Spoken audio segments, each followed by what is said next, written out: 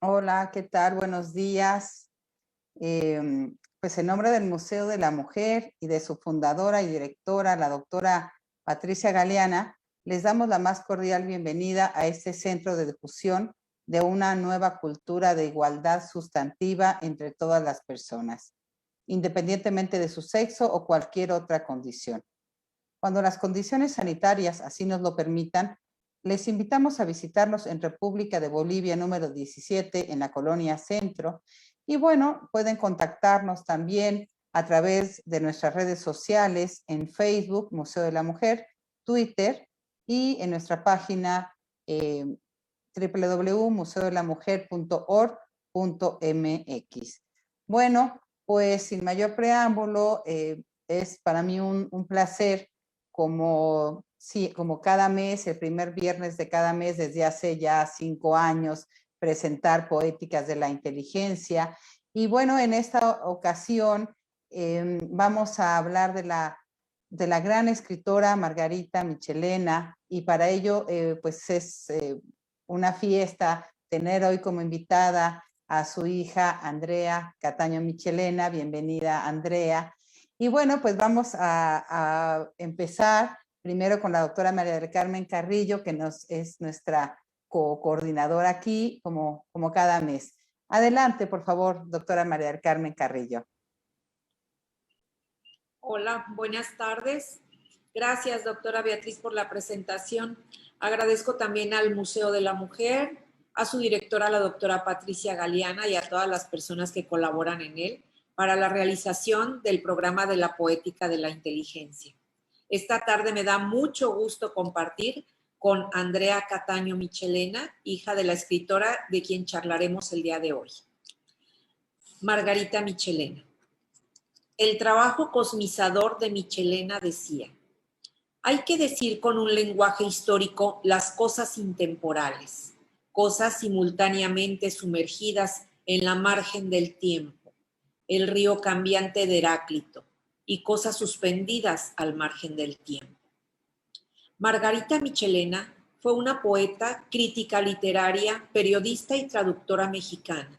Nació el 21 de julio de 1917 en Pachuca, Hidalgo, hija de padres españoles, Leopoldo Chillón y Benita Rita Michelena, quienes después de vivir en Francia llegaron a México. El 25 de junio de 1949 se casa con el pintor Nayarita Eduardo Cataño. Atraída desde muy joven por la creación literaria, empezó sus estudios superiores en la Facultad de Filosofía y Letras de la Universidad Nacional Autónoma de México, comprometida también con los movimientos sociopolíticos de su época y colaboradora de numerosas actividades periodísticas. Fue fundadora del diario El Cotidiano, directora del Libro y el Pueblo, Respuesta, La Cultura de México y Cuestión, y editora de Novedades y Excelsior. También trabajó como guionista para la XCW y como conductora en XEMX Radio Femenina. Inició su carrera literaria en la revista América, en ese entonces bajo la dirección de Fren Hernández, poeta, escritor, dramaturgo y guionista mexicano también del siglo XX. Fue contemporánea de Emma Godoy, Griselda Álvarez y Guadalupe Amor. Incluso colaboró en publicaciones nacionales y extranjeras como Examen, México en la Cultura, Américas de la Unión Panamericana de Washington, Casa de la Cultura de Ecuador, entre otros. Hasta el año de 1962 fue directora de la revista literaria El Libro y el Pueblo, revista editada por la Secretaría de Educación Pública. También dirigió la revista política Respuesta, y para el año de 1967 la nombraron directora general del Departamento de Información de Turismo. En 1978 constituyó Editorial Ara S.A., donde dio vida al periódico vespertino Cuestión, en el cual reunió a diversas escritoras y periodistas con el objetivo de crear el primer diario a nivel mundial hecho únicamente por mujeres, y cuyo primer número salió a la venta el 21 de enero de 1980. También en los 80s colaboró para el periódico Excelsior y para la revista Siempre, en la cual dirigió un apartado titulado La Cultura en México. Trabajó también en el tratamiento de aspectos lingüísticos y culturales en los medios de comunicación e hizo célebre en la Ciudad de México un programa radiofónico en el que se ocupaba de estos temas, minucias lexicográficas. La obra poética de Margarita Michelena, aunque relativamente corta, se dice que se caracteriza sobre todo por la construcción de un deslumbrante entramado poético, que partiendo de una desolada precisión alcance el ámbito de la familia para descansar allí de toda la tensión que trae acumulada.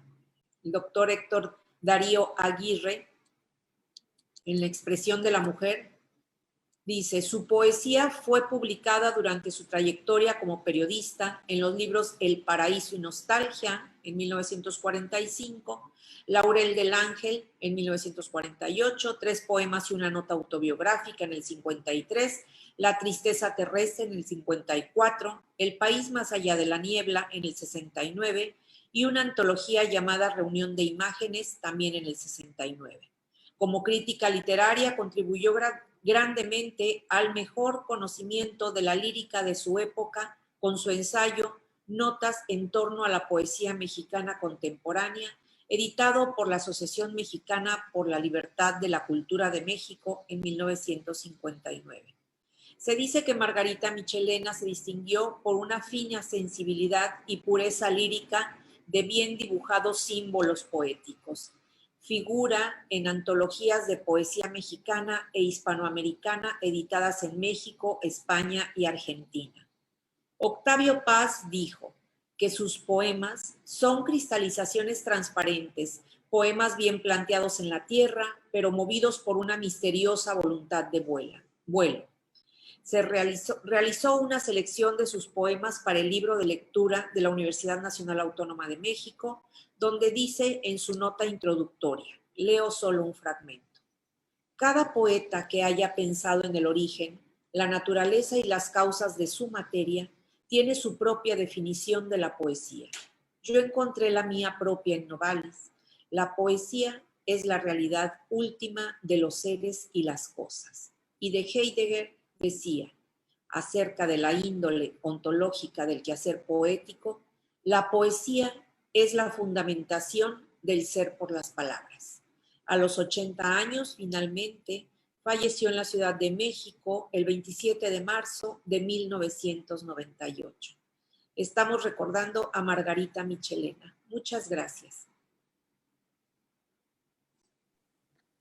Muchas gracias, doctora María del Carmen Carrillo. Bueno, pues voy a presentarles a Andrea Cataño Michelena. Ella nació en la Ciudad de México. Sus padres fueron el pintor nayarita Eduardo Cataño Wilhelmí y la escritora y poeta Margarita Michelena. Estudió la carrera de intérprete traductor. Más tarde incursionó en la comunidad social y se especializó en temas de salud. Desde 1998 y hasta el 2017 fue editorialista de Excelsior y de El Sol de México. Se declara poeta de closet, aunque actualmente ya la sacamos de ese closet en el segundo Festival La Mujer en las Letras, cosa que me siento muy orgullosa. Bueno, pues bienvenida, querida Andrea, muy buena poeta también. Ya tendremos oportunidad de leerla. Gracias, adelante. Muchas gracias. Pues antes que nada, saludo a todas las personas que nos acompañan este viernes precioso y lluvioso de julio. Te agradezco mucho, Beatriz, por tu esfuerzo, no solamente en este caso por mi mamá, sino por todo lo que haces en general en favor de las mujeres y su inteligencia, que es bien importante. Me halaga mucho que hayan elegido a mi mamá, Margarita Michelena, para este día, en su mes, porque ya era del 21 de julio. Y bueno, su poesía es maravillosa, es una poesía metafísica, es una poesía no lírica, aunque sí es una poesía muy limpia, de unas metáforas preciosas, llenas de luz, o llenas de dolor, o llenas de profundidad, pero ella no es una poeta lírica como podrían ser otras muy buenas también, no les resto mérito, pero ella era una mujer extraordinaria, muy polifacética, extremadamente divertida, y tenía una energía como la de un torbellino. Se levantaba tempranísimo, aunque ustedes no lo crean, a barrer la calle, como a las 5 de la mañana, ¿no? Y después de eso, bueno, se preocupaba porque nosotros, mi hermano y yo, estuviéramos listos, peinados, desayunados y listos para la escuela. Y después de eso se iba a trabajar, ¿no? Ella trabajó en publicidad mucho tiempo de su vida antes de dedicarse completamente al periodismo. Desde que la descubrió Álvaro Gálvez y Fuentes en la preparatoria y la llevó a trabajar a la W, en donde pues ella escribía todo, ¿no? El programa, el concepto del programa, el programa y los mensajes de los patrocinadores. Entonces, de ella, por ejemplo, es ese lema muy, muy famoso que está considerado como uno de los mejores que se han escrito en español, que es mejor, mejora, mejorar. Y de ahí se fue a trabajar a la Sidney Ross y de ahí a Publicidad Interamericana, donde ella era la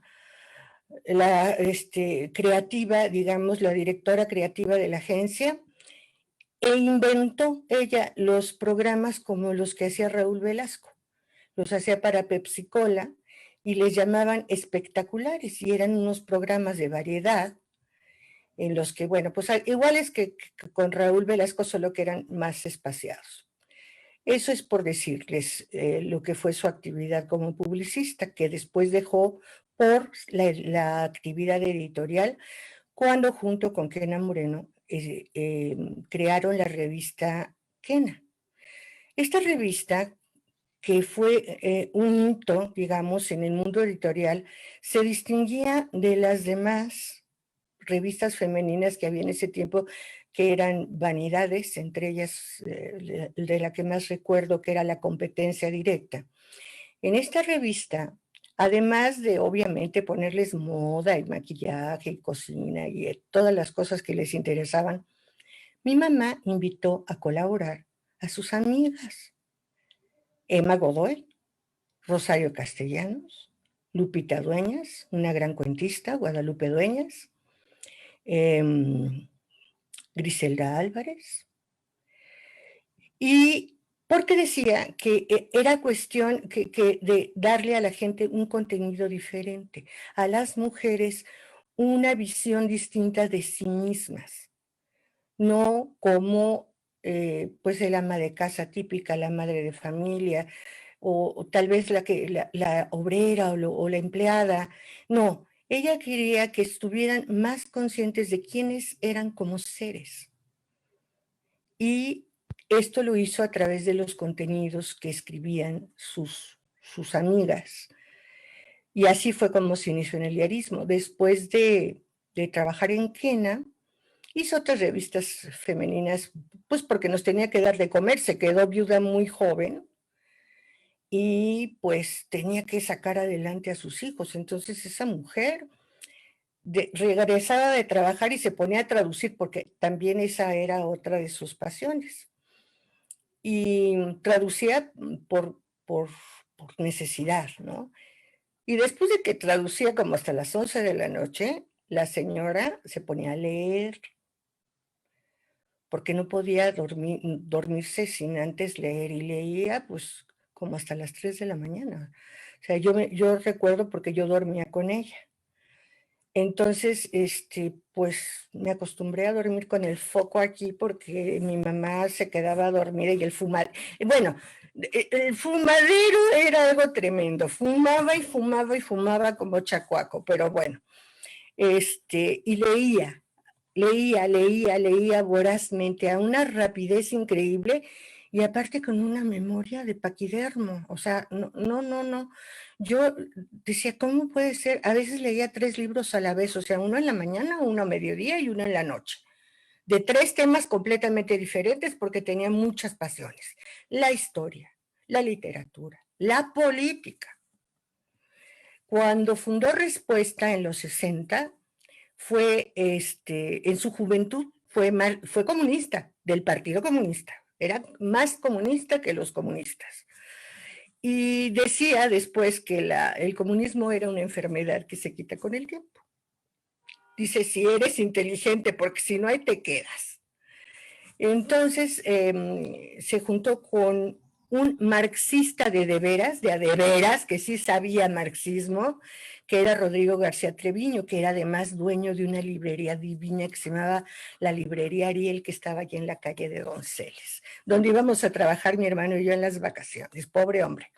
Entonces fundó Respuesta, que fue la revista anticomunista, pero más aguerrida de la que tenemos noticia en ese tiempo, ¿no? Y después de Respuesta, pues ya empezó ella con también los suplementos culturales, porque ella decía que realmente había una camarilla en ese tiempo, como en todos, ¿no? Que tenía acaparado las opciones, digamos, literarias para la gente joven. Entonces, ella hizo en sus suplementos siempre, le dio oportunidad a los jóvenes creadores, junto con los consagrados, porque ese es el chiste, ¿no? Hacer una combinación de los dos. En su columna de ¿Qué pasa allí? Bueno, era temida, porque era lapidaria y podía hacer sonetos quevedescos de burla que podían acabar así con quien ustedes me pusieran. Entonces, quienes no estaban de acuerdo con ella, por lo menos la respetaban y otros, muchos, entre ellos los políticos, la temían y le hacían unas fiestas y unas barbeadas de aquellas y la querían conquistar, pero ella decía que sí, que claro que sí, que ella tenía su precio, que por supuesto que todos lo tenemos, que el suyo era el castillo de Chapultepec con todo y la tina de Carlota, porque la cama ya se la habían llevado.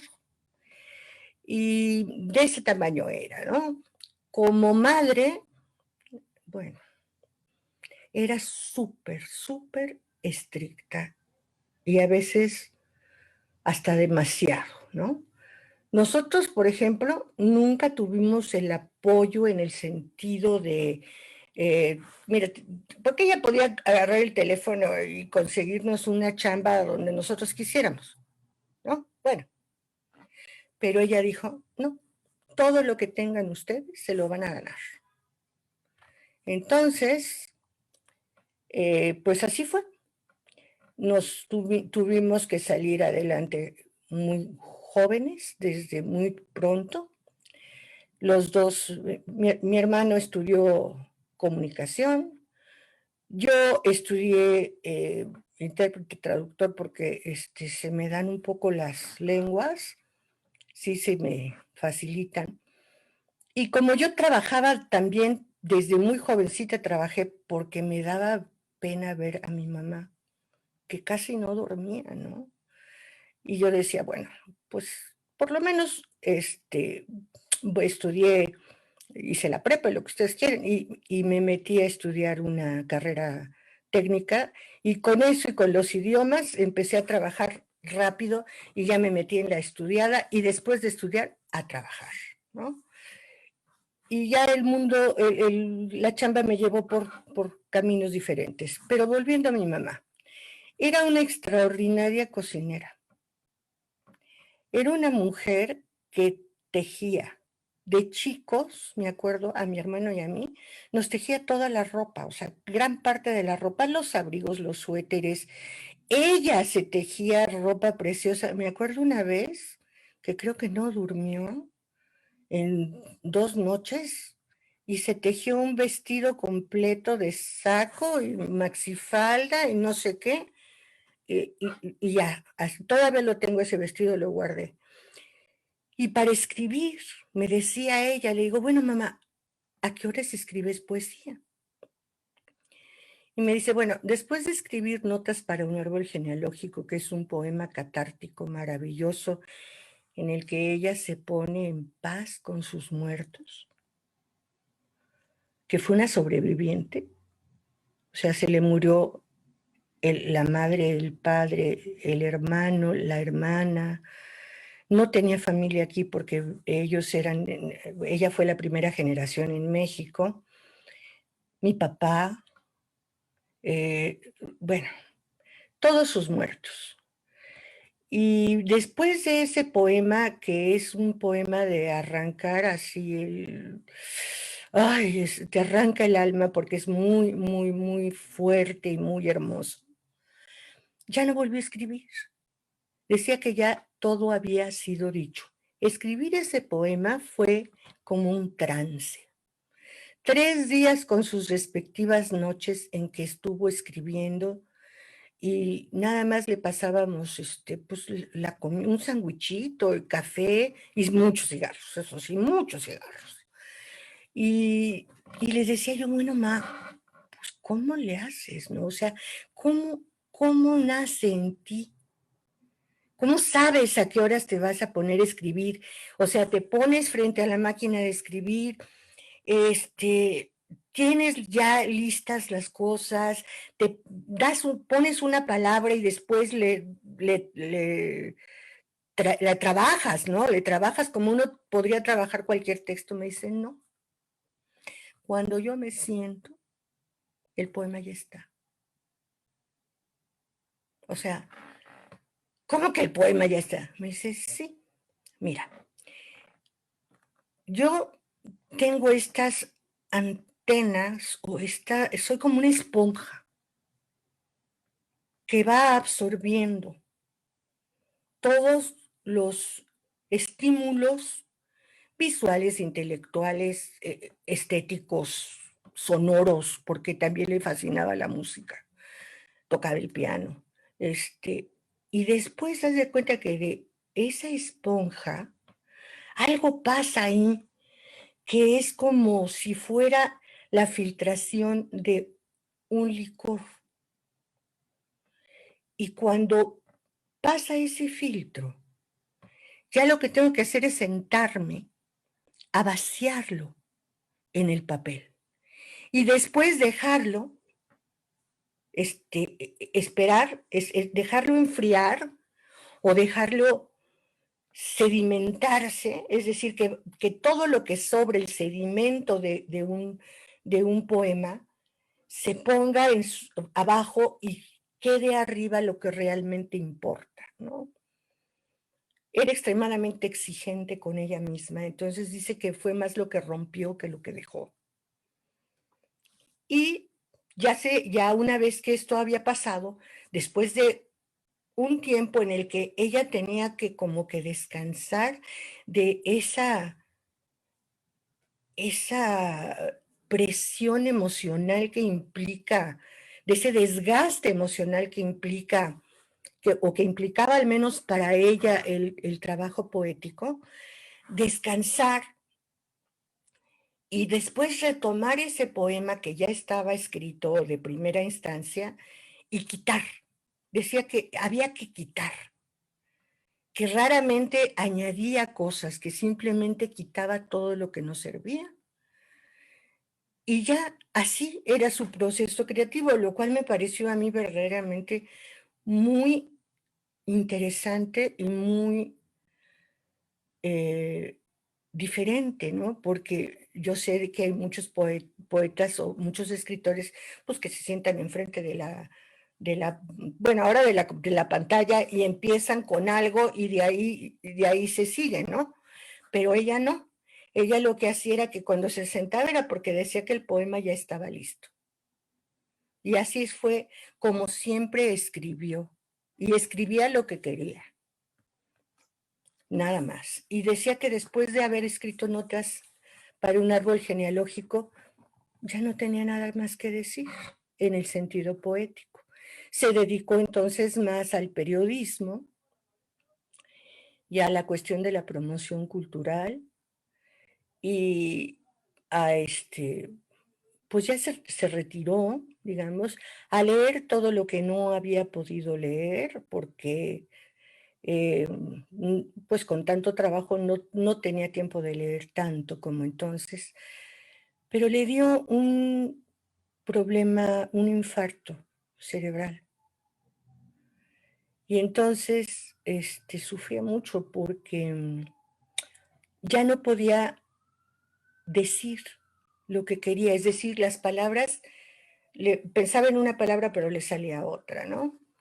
Y ya después sí se recuperó bastante de ese problema, pero nunca más volvió a tener esa lucidez maravillosa que tuvo, ¿no? Entonces, lo bueno fue que no fue mucho tiempo. Y entonces lo que hacíamos era platicar de la vida, platicar de leer cosas juntas. 3 días antes de que se fuera, leímos los cuentos del buen Dios de Rilke. Esa fue nuestra última lectura juntas. Y se murió de una forma terrible para mí, pero para ella muy poética, porque se atragantó con un durazno. Y ya.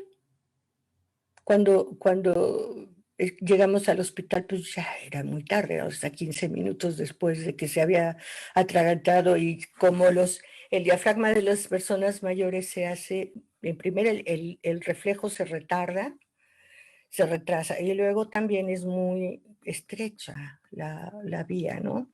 Entonces se había ido muy profundo el pedazo de durazno, y no, aunque le hice la maniobra del abrazo del oso, siempre se me olvida el nombre, pues no se lo pude sacar. Entonces llegamos al hospital y en realidad así se fue rápido, o sea, no se dio ni cuenta, y así maravillosamente no sufrió y estaba acompañada y así se fue. Pero era divertida, muy divertida, criticona como ella sola. Decía, ay, mijita, por favor, no vayas a salir así, pareces cama sin hacer, ¿no? Sí. Y decía, no, mira, hay gente que tendría que sacar licencia para circular, ¿eh? Y es que veía a la gente y bueno, se atacaba de la risa. Y era muy criticona, muy, muy, muy, muy divertida. Me decían también, mira, con penitentes ni a la iglesia, porque se hincan en saliva. Y cosas así, ¿no? Era muy chistosa, muy, muy divertida, muy mal carácter, como buena española, hija de español, bueno, pues era española en realidad. Y un ser de un corazón muy grande, siempre fue defensora de las causas buenas. Nadie pudo decirle que no tuviera, que no hubiera, que todo lo que tuvo se lo ganó de verdad con su trabajo. Siempre apoyó a las mujeres, especialmente a las desvalidas. Y estoy muy orgullosa de haber nacido de ella. Y yo lo que les recomiendo es que lean su poesía y que alguna editorial, que no sea el Fondo de Cultura Económica, porque creo que ahí no la van a querer mucho en estos tiempos y no creo que la vayan a reeditar. Pudieran hacer algo porque esa poesía se leyera. Y lo que yo voy a hacer es que tengo una página de ella en Facebook y voy a empezar a publicar ahí su poesía y parte de su trabajo editorial, que esté accesible a todo aquel que lo desee. En eso estoy trabajando, estoy capturando todos los poemas, y yo creo que en un par de semanas, más o menos, ya va a estar disponible por lo menos lo que es su obra poética. Sus traducciones, también era una traductora fabulosa y adoraba a Baudelaire. Cuando se fue, cuando la sometí al fuego casi con un funeral egipcio, es decir, la metí en su caja, iban su libro de Baudelaire, sus llaves, sus cigarros y sus lentes, porque era lo que siempre perdía, ¿no? Las llaves, todos los días perdía las llaves. Los cigarros, porque imagínense, ¿no? Nunca pudo dejar de fumar, entonces dije, no, sus cigarritos ahí que vayan con ella, y su libro de cabecera de Baudelaire. Y pues yo agradezco muchísimo a todos por haberme escuchado. Estoy aquí a sus órdenes. Mil gracias, Betty. Mil gracias, María del Carmen. Sabes más cosas de mi mamá que yo, porque hay cosas ahí de ella que yo no tenía idea de cuándo habían ocurrido. Y bueno, muchas gracias. Muchas gracias por habernos acompañado. Muchas gracias, Andrea Cataño. Bueno, pues ya como todos los que nos siguen saben que yo siempre cada mes escribo pues algo de análisis de la obra, de crítica poética, que también esto se va publicando. Ya tenemos el primer libro de Poéticas de la Inteligencia, que también va reuniendo pues ensayos de crítica literaria, y para pues ir sumando y revalorando. Bueno, yo escribí un breve ensayo que le titulé Pensar la piel autónoma en la poesía de Margarita Michelena. Y entonces dice: desde que Valería escribiera sus célebres palabras, lo más profundo que hay en el hombre es la piel. La piel se ha convertido en objeto privilegiado de reflexión del imaginario poético y filosófico. Analizando la afirmación del autor del Cementerio Marino, Deleuze explica el estatus fundamental de la piel y de la superficie en general, como intersección de lugares físicos y categorías filosóficas, y como un lugar de sentido. El yo piel es, intencionalmente antes que un concepto, una vasta metáfora en los poemas de Margarita Michelena. Indica que sin lugar a dudas la piel, vinculada tanto a la sensibilidad interior como a la superficie propiamente dicha, es un núcleo de significación fundamental para la autora mexicana a nivel literario y vital. Hay numerosas referencias a la piel, al cuerpo, a la intuición y a las distintas sensaciones de dolor, físicas y espirituales, de vida en sus poemas. Como cuando escribe: no puedo ver reunido tu rostro innumerable, ni conocer tu nombre confiado ya al mar o ya a la altura, a la tierra o al humo, a la luz o la piedra, pero yo soy tu rostro, yo soy tu nombre unido y verdadero, y en mí tú te resumes, tú, transeúnte del ojo y la palabra, en mí tú te congregas, dispersa criatura, como como huésped eterno de tu alma. Los pensamientos sobre la piel desencadenan también la conciencia del ser y, de hecho, de los dobles aconteceres alojados en el propio cuerpo que se mira y que se palpa. En la obra de Michelena se puede hablar de una verdadera poética de la sustancia, siempre asociada al ámbito de la herida, del desgarro, de la vida, y a una muy compleja meditación sobre lo femenino, y en tanto que nudo permanente de tensiones entre la concepción, la fertilidad reproductiva y la fertilidad literaria, pensante y pensativa, que es vital y que es libertaria, como cuando escribe: por mi alma transcurres, te alumbras y oscureces, y allí te maravillas y allí cantas. En mí te sabes llama combatida por el labio del viento. La poesía de Michelena, en la que el cuerpo y la meditación sobre la enorme complejidad y ambivalencia de lo femenino representan núcleos de significaciones fundamentales. Podría ser un exponente de la escritura femenina, aunque en lugar de las vivencias corporales gozosas y desbordantes, reivindicativas por la autora, encontremos las más de las veces una elaboración poética del cuerpo y la piel como ámbitos de inquietud y búsqueda, una configuración literaria del yo piel envuelto por una indagación personal del ser mismo, del ser mujer, independiente y autónoma. Ella escribe: yo soy tu residencia, el domicilio último y verdadero de tu alma, y en mí termina aterradoramente el parpadeo de su carne.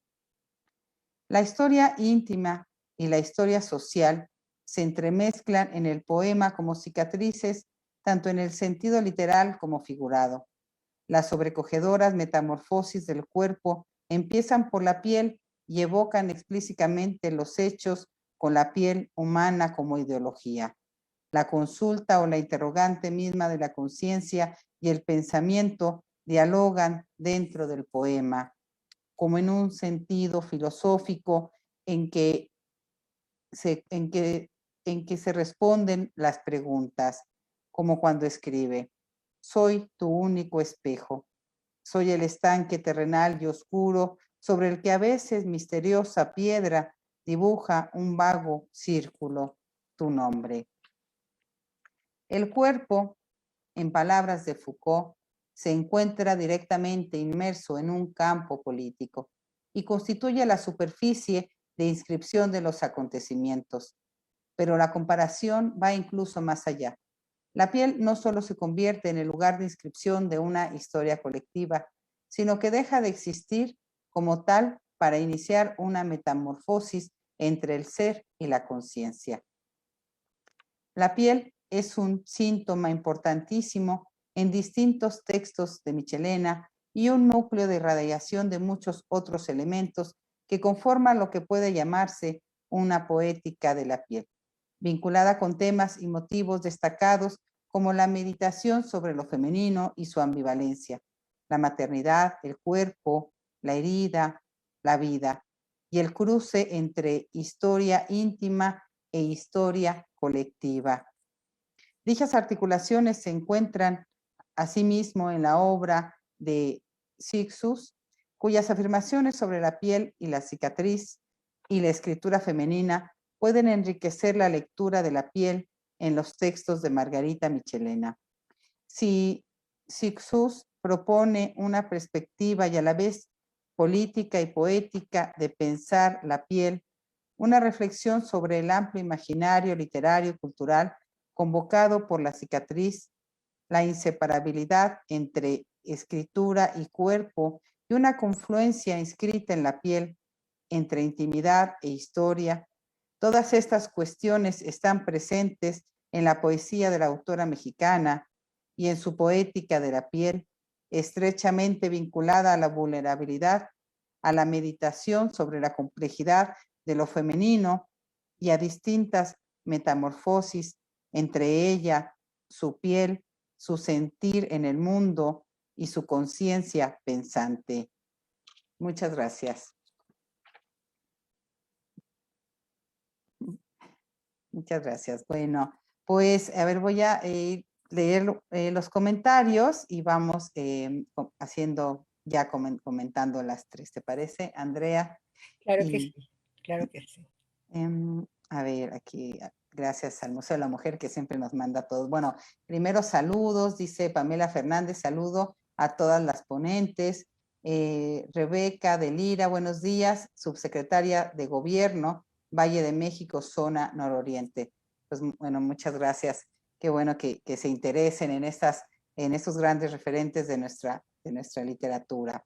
Bueno, Laura Ramos dice: ¿qué retrato tan completo y entrañable sobre su mamá? Mujer creadora, brillante, entregándose a sus intereses y explotando la vida.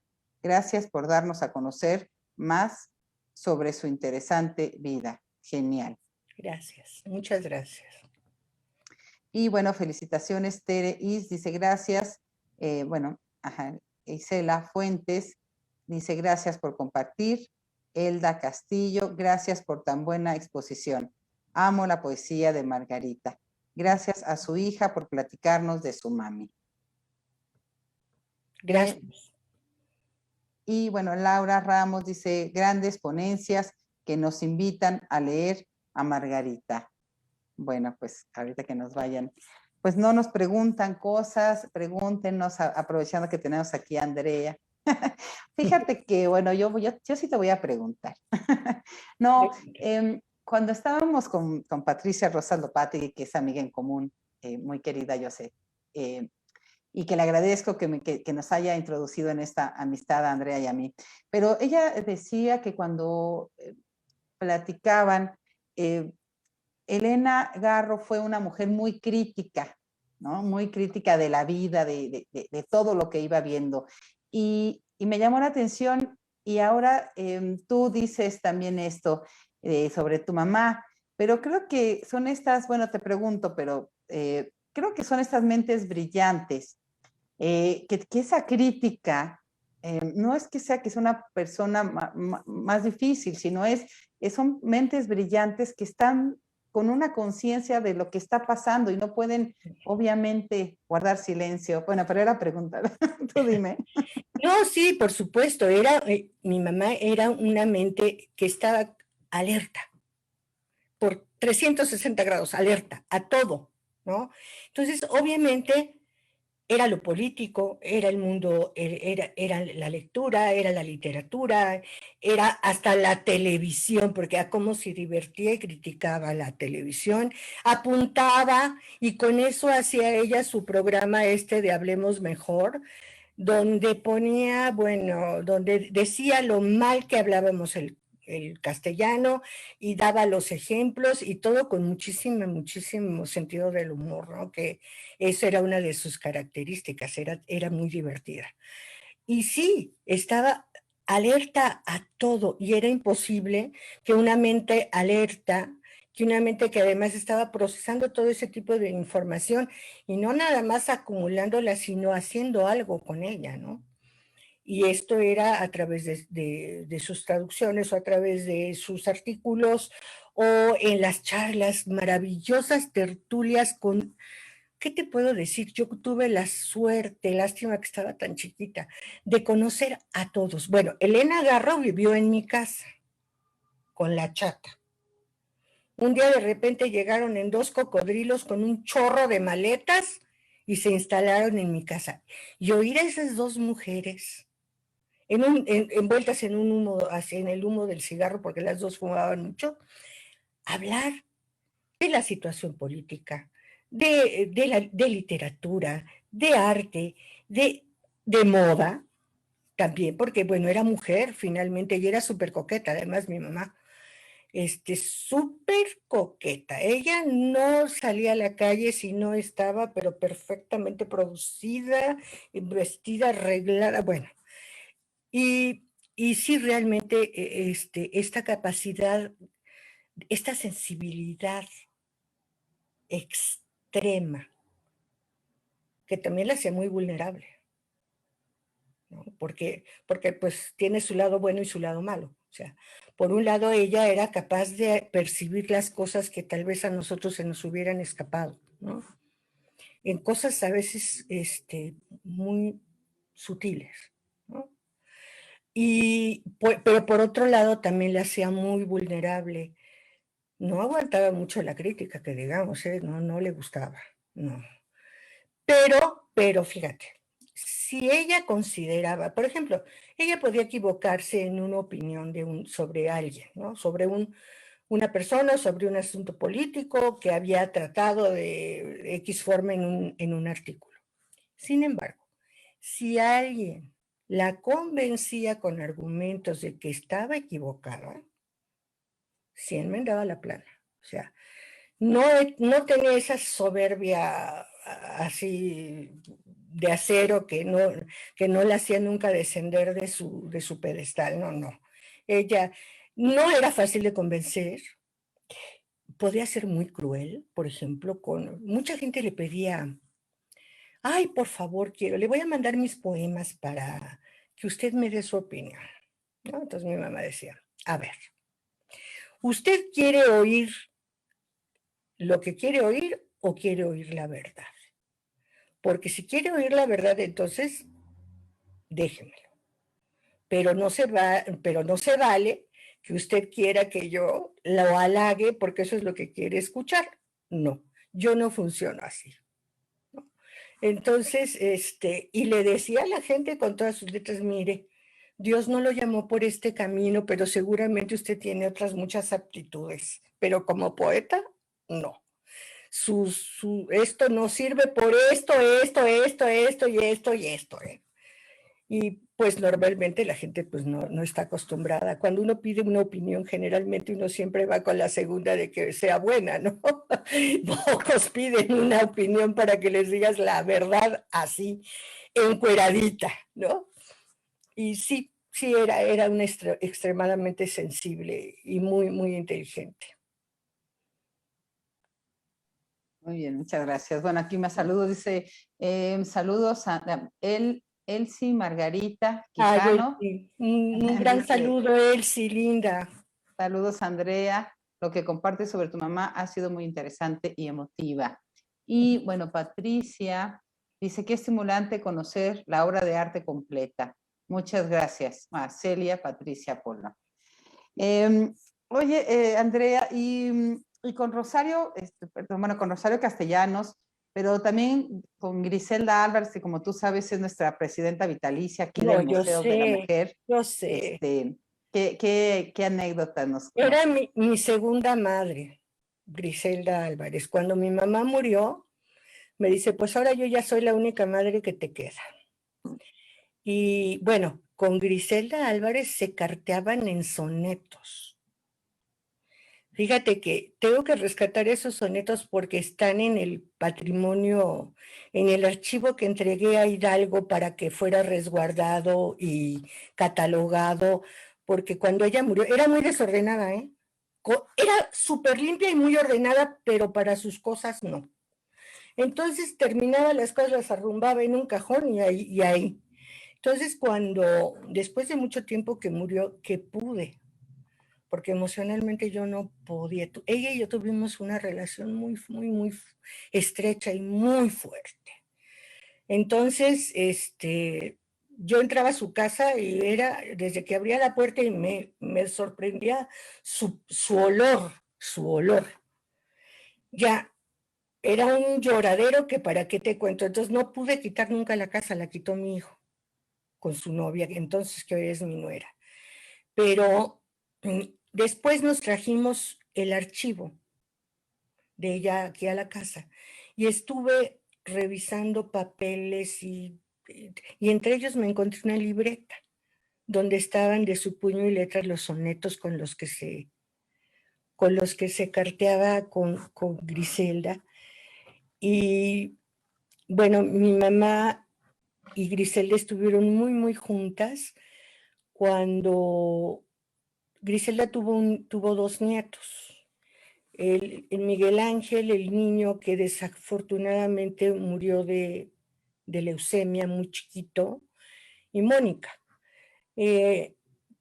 Cuando ella era gobernadora tenía esa pena y yo me acuerdo con mi mamá por las noches, pues 1 o 2 veces por semana, no recuerdo bien, pero muy frecuentemente hablaban y lloraban, porque ni con todo el dinero, ni con todas las posibilidades, no podían hacer nada por salvar la vida de su nieto. Y eso creo que a Griselda le costó una pena inmensa, de la cual nunca se recuperó realmente, ¿no?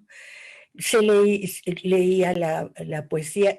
Yo me acuerdo cuando Griselda se echó a cuestas la tarea de hacer la Constitución en sonetos. Y la terminó, ¿eh? La terminó. ¡Ah, bárbara! Entonces me hablaba y me leía, ¿no? El 130 y se aventaba un soneto. ¿Cómo le salía? Yo no sé, porque mira, materia más árida que esa no puede haber, pero era tal su capacidad versificadora y su cultura y su conocimiento de las palabras y de la retórica y de todos estos rollos, que podía hacer los sonetos. De hecho, la primera formación que tuvo de esos sonetos, que creo que después los publicó el claustro de Sor Juana, no me acuerdo si fue el claustro las que los publicó, aunque a mí no me quiere mucho Beatriz López Portillo, pero bueno, ni modo. La primera formación de esos sonetos se la hice yo, y estaba encantada porque, bueno, le digo, ya está lista, ya nomás consigues de quien te la publique y ya estamos, ¿no? Pero tuve también una relación muy estrecha y muy, muy, muy amorosa con Griselda. Sí, vino a mi casa miles de veces, bueno, José Sabre Marroquín, que fue un gran compositor mexicano, el de A través de las palmas, Nocturnal y otras muchas, le compuso 2 canciones de Griselda. Una se llama No corras y la otra es aquí encontré una lágrima, la última. Pensé que no había más sobre la tierra, la trajo el aire, tómala y escóndela, que en este mundo ya nadie llora, ya nadie llora. Pero esta gota escóndela antes que el viento rompa sus amarras, antes que al tiempo vuelva. Esas canciones me las dio a mí y yo se las estrené.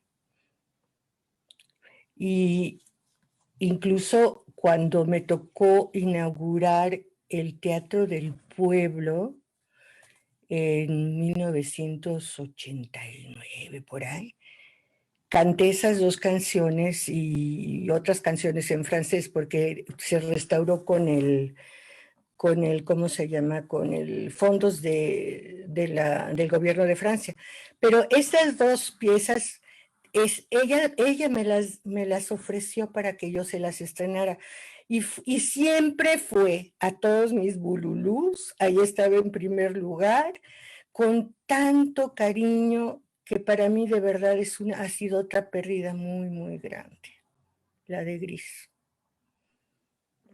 Así que bueno, pues ya te planeé, hasta te canté la canción. Qué bonito cantas, que esa no sabía de ti. Porque esas canciones pues no se conocen, ¿no? La Sí, otra también se llama No corras. Ah, qué importante también la recuperación de la música mexicana. Y también ahora que estaba leyendo sobre tu mamá, bueno, ahí la parte de la biografía, porque también se iban a cantar, ¿no? ¿Verdad? Mi mamá cantaba precioso, pero pues con el cigarrito no le duró mucho la voz, ¿verdad? Fíjate que ella fue muy amiga de Guillermo González Camarena, a quien conoció en la XW. Entonces, se iban a folclorear, como ellos decían. Entonces iban a los pueblitos y recogían unas canciones, Beatriz, que otro día hemos de hacer un programa de esas canciones, porque yo me las sé todas. Y realmente, y también el hijo de Arturo González Camarena y yo sabemos todas esas canciones maravillosas. Hay una que se llama Concha Querida, ¿por qué estás tan sumergida? No seas cobarde. Deja de tanto llorar. Y luego termina y dice, échame unas gordas, ya sabes mi obstinación, ¿no? Y otra que se llaman Las 3 cartas y El pavo real y Los magueyes. Y bueno, no, nos podríamos quedar otra hora aquí platicando, digo, haciendo esa parte de mi mamá que tampoco conocen, ¿verdad? Que le gustaba mucho los cuplés picarescos de principios de siglo, me los sé también todos, que ella me los enseñó. Y bueno, es que nos divertíamos mucho, de verdad. Y Y bueno, pues esa es otra parte de mi mamá que iban, te digo, a recoger canciones auténticas. La Cautela, hay otra que se llama En tono de sol, preciosas canciones, unas letras de una candidez, unas melodías, que te digo, habría que hacer un programa de esas canciones como como la poesía del campo, la poesía de la gente que está pegada a la tierra, que tiene unas metáforas muy hermosas también, ¿no? Sí, qué maravilloso, qué enriquecedor. Eso también hay que hacer recuperación de todas Fíjate que esas. sí, porque muy poca gente ya se la sabe y a mí me gustaría grabarlas, no por otra cosa, sino para que quede testimonio de Una esas constancia. canciones que son de, pues de la cultura popular, de una cosa muy importante, ¿no? Sí, exactamente. Bueno, aquí nos siguen muchas felicitaciones. Pamela Fernández dice saludos a toda, dice, no, Rebeca, ya estoy volviendo a empezar, espérame. Sí, muchas felicidades, doctora Beatriz Saavedra, grandes ponencias de sus ponentes. Felicitaciones, Ivonne Hoffman, qué mujer tan admirable, gracias por compartir su vida. Bueno, y Jesús Piñón dice, son geniales. Gracias. Jazz Ramos, qué interesante transmisión para conocer más sobre la obra de Margarita Michelena. Ilse Sánchez Quintero dice, buenas tardes, qué interesante charla. ¿Hay planes para publicar su poesía completa? Sería hermoso tener un volumen así. Pues sí, yo creo que le vamos a dejar aquí en este programa de Poéticas de la Inteligencia, Andrea, esa encomienda. Ya editorial ya buscaremos, pero yo creo que sí es importante reunir toda su obra Sí, poética. yo la tengo toda y te digo, ya estoy terminando de capturarla, porque bueno, pues ahora que estoy jubilada me entretengo en esas cosas, ¿no? Y también fíjate que en 1998, todos los poetas le hicieron un gran homenaje en la Sala Mayor de Bellas Artes.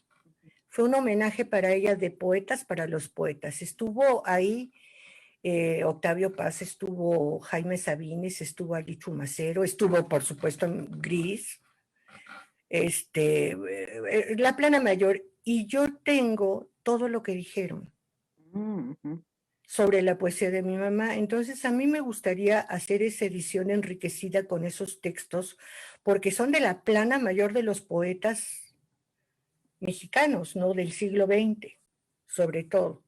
Entonces, ahora que estoy de jubilada feliz, me estoy dando la tarea de pasar todo esto en forma digital para tenerlo. De sus artículos quisiera yo, pero creo que no me va a alcanzar la vida para poder hacer todo lo que quiero con sus cosas, ¿no?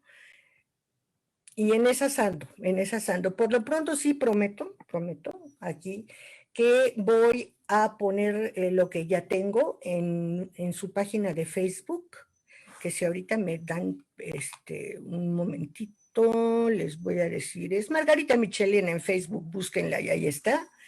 En esa página lo voy a poner por vía de mientras, ¿no? Para que haya alguna manera de tener su obra. El Fondo de Cultura Económica lo publicó la última vez junto con su traducción del Esplén de París, pero yo no sé, no hay distribución, no está en las librerías del fondo y pues no sé qué destino habrá tenido, si ya se agotó, no sé. Pero los derechos son de mi hermano y míos y entonces pues nosotros vamos a hacerlo con quien nos ofrezca, ¿verdad? Poder publicar. La Universidad de Hidalgo, no es cierto, el gobierno de Hidalgo publicó el 2017 este libro, que es Reunión de Imágenes, que contiene toda su obra poética, ¿eh? Pero solo hicieron 1000 ejemplares, y principalmente para las bibliotecas del Estado, ¿no? Entonces, yo quiero adquirir los que queden y en eso estoy también. Y ya también se los avisaré si quedan para que los pidan, los que estén interesados lo puedan adquirir pues, a través mío. Pero no sé todavía porque no me he podido comunicar con los responsables para ver cuántos quedan. Y, pues sí es importante, ¿no? Ah, Recuperar. sí, por supuesto que sí. Entonces, por lo pronto, prometo ponerlos la semana que viene, yo creo, porque ya esta semana no voy a poder, pero para la otra semana los subo. Y quiero agradecer muchísimo, muchísimo a Patti, a Patricia Galeana también, a quien tengo el gusto de conocer y a quien mi mamá quería muchísimo, y a Diego también. Fueron gente que siempre estuvo muy, muy cerca de mi mamá. Ella los admiraba y los quería mucho. Yo estuve un tiempo, les hice algunos libritos a la Asociación de Mujeres Universitarias, y porque me dedicaba también a hacer libros, que es una tarea ingrata, pero muy pesada, pero alguien tiene que hacerlos, y a mí me fascina hacer libros, entre otras cosas. Y pues un saludo muy, muy, muy cariñoso a todas las queridas mujeres universitarias que están en esa asociación tan importante y tan querida para mí. Beatriz, muchísimas, muchísimas gracias. María del Carmen también. A las personas que nos vieron, muchas, muchas gracias. No sigan a esta mujer, Beatriz Saavedra, que es un portento y un torbellino en favor de la cultura y de las mujeres. Muchas gracias, Andrea. No sé, es como mi mamá también, multitasking y escritora de tiempo total, no tiempo completo. Sí. No, muchas gracias, pues ha sido un gusto el escucharte, el que no se pierdan estas historias, conocer a estas grandes escritoras. Y bueno, pues aquí te voy a mostrar tu reconocimiento. El Museo de la Mujer otorga el presente reconocimiento a Andrea Cataño Michelena por su participación en el ciclo de conferencias virtuales La Poética de la Inteligencia con el tema Margarita Michelena, 2 de julio del 2021. Y bueno, pues antes de irnos, les voy a compartir nuestros próximos eventos en el Museo de la Mujer. El martes 6 a las 17 horas es obtención del sufragio femenino a nivel federal en México. Lo imparte la doctora Gloria Luz Alejandre, que es miembro de FEMU, y modera la doctora Lucía Guzmán. El sábado 3 a las 11 horas, taller de Derecho Penal con perspectiva de género y derechos humanos, con el tema Violencia Política de Género, análisis comparado, México-Ecuador. Coordina y participa la maestra Guadalupe Valdés. Y los domingos 4, 11, 18 y 25 a las 10 horas, taller de defensa personal virtual. Ese hasta yo lo quiero tomar, la verdad. Imparte Irma Sánchez Sandoval, que ella es cinta negra en Lima, Lama.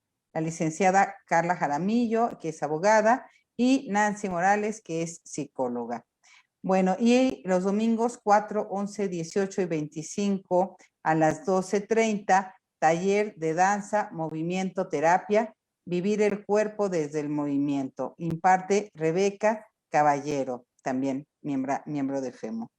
Bueno, pues ahí tienen nuestras próximas actividades en el museo, que como ven, pues siempre tenemos muchísimas actividades todos los días, de todos los temas. Es impresionante también escuchar a todas las compañeras de FEMU que son abogadas, que están luchando por los derechos de las mujeres.